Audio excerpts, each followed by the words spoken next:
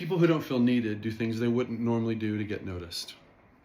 I got this from Ian, a sixth grader, and I was doing a talk in his middle school one day, and we were talking about coping mechanisms. We didn't call it that way, but how to deal with things when they don't go your way.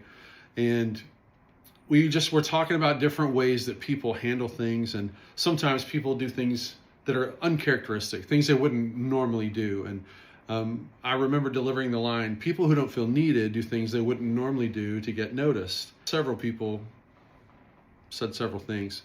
Ian came up to me afterwards and he said, "Oh, look, I made this. I want to give it for you." And I'm like, "Oh, that's so nice. Thank you so much, Ian." Ian's counselor came over and said, "Do you realize what just happened?" And I said, "Yeah, Ian gave me this nice thing that he crocheted." She said, "No.